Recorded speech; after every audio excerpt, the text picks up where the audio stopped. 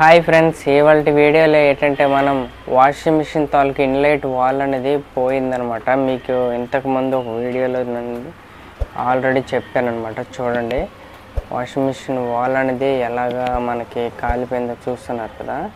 ఇది సింగిల్ వాలే కదా, రెండు వాల్స్ కాలిపోయాయి అనమాట. ఇది ఎందుకు కాలిపోయిందంటే, మనకి వాషింగ్ మిషన్లోన జనరల్గా వాటర్ అనేది ఇట్లా వెళ్ళి పంపిస్తాం కదా. వాషింగ్ మిషన్లో పొరపాటు మనం ఆన్ చేసి ఉన్నప్పుడు ఇది వాల్ తిప్పలేదంటే, దీని తాలూకు వాల్ ఉంటుంది కదా, మనం ట్యాప్ ఇప్పుతాము, అది తిప్పకపోతే ఇదేమవుద్దంటే వాటర్ అనేది వాషింగ్ మిషన్లోనికి వెళ్ళక అలాగా కంటిన్యూ ఇది ఓవర్ హీట్ ఎక్కుతుంది అనమాట. ఇవి రెండు ఓవర్ హీట్ ఎక్కి ఒక్కొక్కసారి కాలిపోతాయి అనమాట. జనరల్గా ఒకటే ప్రాబ్లం వస్తుంది, కానీ రెండు కాలిపోయేవి అనమాట. అందుకు మనం రెండు అనేది మార్చుకోవాల్సి ఉంటుంది. ఒకటి కాలిపోయినా సరే మనం ఒక దాని మీద రన్ చేయొచ్చు అనమాట వాషింగ్ మిషన్. కానీ రెండు ప్రాబ్లం రావడం వల్ల దాన్ని మనం యూజ్ చేయడానికి అవ్వదు. దీనివల్ల బోర్డు కూడా, వాషింగ్ మిషన్లో బోర్డు కూడా ప్రాబ్లం అవుతుంది అనమాట. అందుకు మనం ఇది ఏం చేయాలంటే, వాషింగ్ మిషన్కి వాల్ అనేది మార్చుకోవాల్సి ఉంటుంది. మరి ఇది ఏసీ అంటే పవర్ అనేది ఏసీ వాలా లేకపోతే డీసీ వాలా అనేసి మీరు అడగవచ్చు. ఇదైతే ఏసీ వాల్ అనమాట. ఇది మనకు కాలిపోయింది కదా, ఇక్కడ ఆల్రెడీ మీకు మెన్షన్ చేసి ఉంటుంది, చూపిస్తాను మీకు. చూడండి, ఆల్రెడీ 230 అని దీని మీద ఆల్రెడీ ఉంటుంది. అలాగే నేను కొత్తగా ఏసీ వాల్ అనేది కొన్నాను అనమాట. సేమ్ యాస్టీజ్గా ఇలాంటి వాల్ సేమ్ తీసుకున్నాను. ఇది కూడా 230 వోల్టేజ్ అనే ఉంటుంది అన్నమాట. ఇది తీసుకోవడం వల్ల మనం ఈ సేమ్ దాని పొజిషన్లో వేసి యూజ్ చేయొచ్చు అనమాట. వాషింగ్ మిషన్ వాల్ అనేది మనం కొనేటప్పుడు ఈ రెండు పోల్స్ అనేవి చెక్ చేసుకోవాలి. ఈ రెండు పోల్స్ బాగానే ఉందా లేదనేది ఈ రెండు చెక్ చేయడం వల్ల ఏమవుతుందంటే, అది వాషింగ్ మిషన్ వాల్కి మనం పెట్టే ముందు కంటిన్యూటీ రాలేదనుకోండి, దీనివల్ల వాషింగ్ మిషన్ తాలూకు దీని వాల్ అనేది అంటే ఇది పనిచేయదు. కాబట్టి మనం ముందుగా మనం కంటిన్యూటీ లేకపోతే వోల్టేజ్ పెట్టేనే చెక్ చేసుకోవాలి. అదే డీసీ వోల్టేజ్ వాల్ అనుకోండి, 12 వాట్స్ అనేది దాని మీద ఇస్తారు కదా, 12 వోల్టేజ్ అని, అది మనం పెట్టేసి చెక్ చేయాలన్నమాట. సపరేట్గా మనం పెట్టేసి చెక్ చేస్తే ఇది బజర్ లాంటి టైప్ ఆఫ్లోన ఇది ఆన్ అవుతుంది అన్నమాట. బజర్ ఎలాగ వస్తుంది మొబైల్లోన అలాగ ఆన్ అవుతుంది. అలాగ ఆన్ అయినప్పుడు మనకి ఐడెంటిఫై అవుతుంది అనమాట.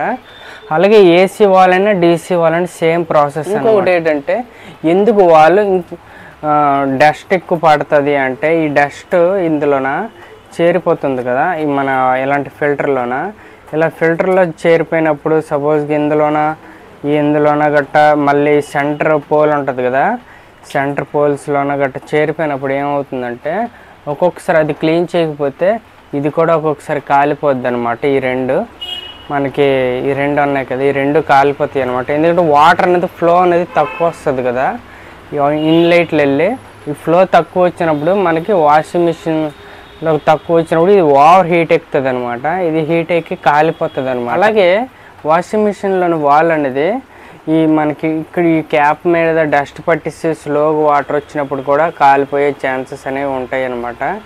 ఏసీ వాల్ అయినా డీసీ వోల్టేజ్తో ఉన్న వాల్ అయినా రెండు ఒకటేనమాట, ఒకేలాగే వర్క్ అవుతాయి అన్నమాట.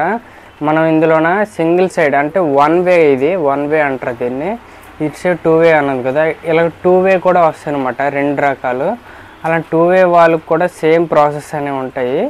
అలాగే మనం 2 వేలో కూడాను ఒక్కొక్కసారి ప్రాబ్లం వస్తే ఇటు సైడ్ కనెక్షన్ ఇటు సైడ్ షిఫ్ట్ చేసి మనం మార్చుకోవచ్చు అనమాట.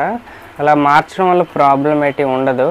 మనం వాల్ అనేది ఏ వైపుకి కావాలంటే ఆ వైపుకు మార్చుకొని ఇది అనేది అడ్వాంటేజ్ అని ఉంటుంది అనమాట. కొన్ని వాషింగ్ మిషన్ వాల్స్కి అలాగా ఉండదు అనమాట. ఇంకొకటి ఏంటంటే, మనం వాల్ అనేది ఈ ఫిల్టర్ అనేది ఉంది కదా, ఇది మనం ఎప్పుడు ప్రతి నెలకు ఒకసారి క్లీన్ చేసుకోవాల్సి ఉంటుంది అనమాట. ఇందులో డస్ట్ పట్టింది అనుకోండి, వాటర్ ఫ్లో అనేది తక్కువ వస్తుంది. వాషింగ్ మిషన్ అనేది చాలా లేటుగా ఉతకడం గట్రా జరుగుతుంది. లేటుగా ఉతుకుతుంది అంటే మాత్రం ఈ ఫ్లో అని వాల్ చాలా డస్ట్ పట్టిస్తే దీనివల్ల వాల్ అనేది అంటే వాటర్ ఫ్లో అనేది తక్కువ ఉంటుంది కదా ఇందులోకి, అలాంటి టైంలో కూడా వాషింగ్ మిషన్ అనేది వాష్ అయ్యేసరికి లేట్ అవుతుంది అనమాట. అలాగే ఇది ఇవి ఉన్నాయి కదా రెండు, ఈ కాయిల్స్ లాంటివి ఉన్నాయి కదా, ఈ కాయిల్స్ రెండు కూడా ఏమవుతుందంటే వీక్ అయిపోయి అనుకోండి. సపోజ్గా దీనికి ఉండే ఎనర్జీని వీక్ అయిపోయి అనుకోండి కాయిల్ గట్ట, అలాంటి టైంలో కూడా వాటర్ ఫ్లో అనేది తగ్గిపోద్ది అనమాట. ఎందుకంటే ఇది పంప్ సిస్టమ్ లాగా పనిచేయదు, ఇది బైపాస్ అంటే స్విచ్ లాగా పనిచేస్తుంది ఇది అనమాట. అంటే వాటర్ వెళ్ళాలి అంటే ఇందులో సెంటర్లో ఒక రాడ్ ఉంటుంది అనమాట. ఆ రాడ్ నుంచి ఇది పవర్ వెళ్ళినప్పుడు ఏమవుతుందంటే అది మీదకి వెళ్తుంది అనమాట. మీదకి వెళ్ళినప్పుడు వాటర్ అనేది ఫ్లో అనేది బయటికి వెళ్తుంది అనమాట. అలాగే మళ్ళీ స్విచ్ ఆఫ్ చేసినప్పుడు పవర్ ఆగిపోద్ది కదా, అప్పుడు ఈ బరువు అనేది కిందకు వచ్చినప్పుడు ఈ స్ప్రింగ్ ఉంది కదా, స్ప్రింగ్ అనేది టెన్షన్కి కిందకి అది తోస్తుంది కాబట్టి టెన్షన్కి ఇక్కడ వాటర్ అనేది ఫ్లో తగ్గిపోద్ది అనమాట. ఇలా పనిచేస్తున్నప్పుడు ఇది వీక్ అయిపోయింది అనుకోండి, అలాంటి టైంలో ఏమవుతుందంటే వాటర్ అనేది చాలా స్లోగా రావడం, లేకపోతే స్పీడ్గా వాష్ అవ్వకపోవడం గట్రా జరుగుతుంది కదా, అది దీని కారణం చేత అలా జరుగుతుంది అనమాట.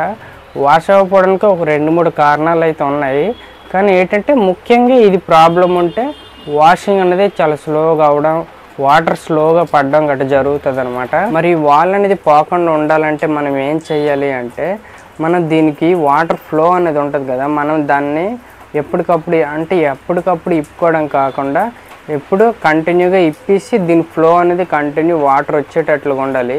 కానీ ప్రెషర్ అనేది ఎక్కువ ఉండకూడదు. దీని మీద ప్రెషర్ ఎక్కువ పడిందంటే అప్పుడు కూడా ఈ వాల్ అనేది ప్రాబ్లం వస్తుంది అనమాట. ఎందుకంటే ప్రెషర్ వల్ల దీని మీద స్ప్రింగ్ టెన్షన్ అనేది తగ్గిపోద్ది.